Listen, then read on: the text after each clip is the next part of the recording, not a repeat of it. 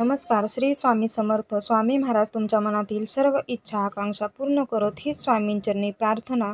तर उद्या ज्येष्ठा गौरींचे आगमन होणार आहे. आजच्या या व्हिडिओमध्ये आपण ज्येष्ठा गौरी आव्हानाचा शुभ मुहूर्त काय आहे, त्याचबरोबर त्याचे तिथी महत्त्व, त्याचबरोबर राहू काळ कधी लागणार आहे, कोणत्या वेळी आपण ज्येष्ठा गौरीचे आगमन करायचे नाही, याबद्दल संपूर्ण माहिती जाणून घेणार आहोत. त्यामुळे व्हिडिओ पूर्ण पहा. श्री गणेशाचे आगमन झाल्यानंतर काही दिवसातच गौरीचे आगमन घरोघरी होते. गौरी पूजन किंवा महालक्ष्मी पूजन हे हिंदू धर्मातील भाद्रपद महिन्यातील एक महत्त्वाचे व्रत मानण्यात आले आहे. गौरी पूजन हा महाराष्ट्रातील खास सण मानला जातो. याला लक्ष्मी पूजन असेही म्हटले जाते. संस्कृत म्हणजे गौरी म्हणजे 8 वर्षाची अनाघ्रात अशी पवित्र कन्या. तसेच गौरी म्हणजे गोरी, उज्ज्वल वर्णाची. पुराणानुसार पार्वतीचे एक नाव. भाद्रपद महिन्यात श्री गणेशाच्या पाठोपाठ गौराईचे आगमन होते. 3 दिवस माहेरी येणाऱ्या गौरीची लगबगही सर्वत्र पाहायला मिळते. जाणून घेऊया गौरी आवाहन कधी आहे, शुभ मुहूर्त आणि त्याची तिथी काय आहे. तर आता आपण गौरी आवाहन तिथी पाहूया. ज्येष्ठा गौरीचे आवाहन भाद्रपद महिन्यातील शुक्ल पक्षातील षष्ठी किंवा सप्तमी तिथीला असते. यंदा महालक्ष्मीचे आगमन हे 10 सप्टेंबरला म्हणजेच उद्या मंगळवारी असणार आहे. या काळात वेगवेगळ्या तयारीपासून दरात रांगोळीपर्यंत घरोघरी गौरीचे आगमन पाहायला मिळेल. गौरी आवाहनाचा शुभ मुहूर्त पाहूया. हिंदू पंचांगानुसार यंदा भाद्रपद शुक्ल पक्षाची सप्तमी तिथी ही 9 सप्टेंबरला रात्री 9:53 सुरू होणार आहे, तर 10 सप्टेंबरला रात्री 11:11 संपेल. उदय तिथीनुसार गौराईचे आगमन हे 10 सप्टेंबरला मोठ्या थाटामाटात होईल. ज्येष्ठा गौरी आव्हानाचा शुभ मुहूर्त हा 10 सप्टेंबरपासून रोजी सूर्योदयापासून ते संध्याकाळी 6:27 पर्यंत आहे. तर राहू काळ हा दुपारी 3 ते दुपारी 4:30 पर्यंत आहे.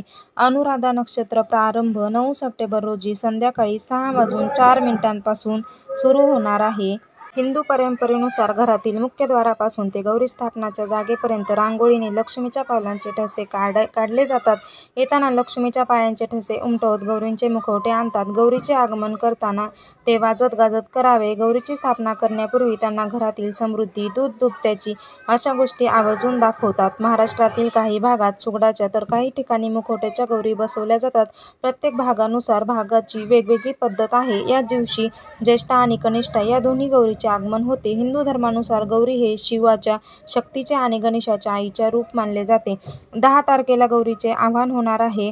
11 तारखेला गौरी पूजन होणार आहे आणि 12 तारखेला गौरींचं विसर्जन होणार आहे. तर 3 दिवशी 3 नैवेद्य केले जाते. आमच्या भागामध्ये पहिल्या दिवशी मेथीची भाजी आणि ज्वारीची भाकरी, चहा याचा नैवेद्य दाखवला जातो. तर दुसऱ्या दिवशी पुरणपोळीचा नैवेद्य दाखवला जातो. तर तिसऱ्या दिवशी गोड शेवईच्या भाताचा नैवेद्य दाखवला जातो. 3 दिवस 3 वेगवेगळे नैवेद्य केले जातात. प्रत्येक भागानुसार वेगवेगळे नैवेद्य दाखवण्याची प्रथा परंपरा आहे.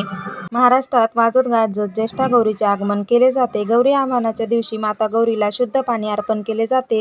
त्यानंतर माता गौरीचे मुखवटे घरात विराजमान झाल्यानंतर गौरी देवीला साडी नेसून 16 अलंकार घातले जातात.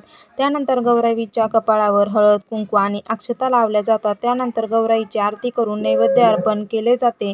ज्येष्ठा गौरी आवाहनाच्या दिवशी गणपती आणि माता गौरीची पूजा केली जाते. विवाहित स्त्रिया आपल्या कुटुंबाच्या आणि मुलांचे कल्याण करण्यासाठी 3 दिवस उपवास करतात. या दिवशी म्हणजे गणेश चतुर्थीच्या 2 दिवसांनी माता पार्वती कैलास पर्वतावरून पृथ्वीवर अवतरली होती. या दिवशी श्री गणेशाप्रमाणेच माता गौरीची मूर्तीही मोठ्या थाटामाटात आणि उत्साहात घरी आणली जाते. त्यानंतर 3 दिवसांनी गौराईचे विसर्जन केले जाते.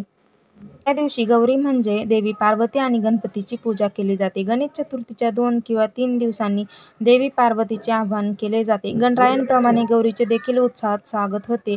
फुलांनी आणि कलाकुसरीच्या वस्तूंनी सजावट केली जाते. महाराष्ट्रात या सणाला गौरीपूजन, महालक्ष्मी पूजन असे म्हटले जाते.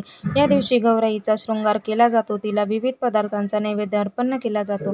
अनेक ठिकाणी गौरी आगमनाला महालक्ष्मीचे आगमन तसेच माहेरवाशीन देखील म्हटले जाते. तर अशा प्रकारे आजच्या व्हिडिओमध्ये आपण ज्येष्ठा गौरीचे आवाहन, त्याचबरोबर पूजन आणि विसर्जन, शुभ मुहूर्त त्याबद्दल माहिती पाहिली आहे. त्याचबरोबर त्याचे महत्त्व देखील पाहिले आहे. तर कसा वाटला व्हिडिओ कमेंट करून सांगा आणि असेच व्हिडिओ पाहण्यासाठी चॅनेल सबस्क्राईब करा. भेटूया तसाच एक नवीन व्हिडिओ घेऊन. व्हिडिओ पाहिल्याबद्दल धन्यवाद.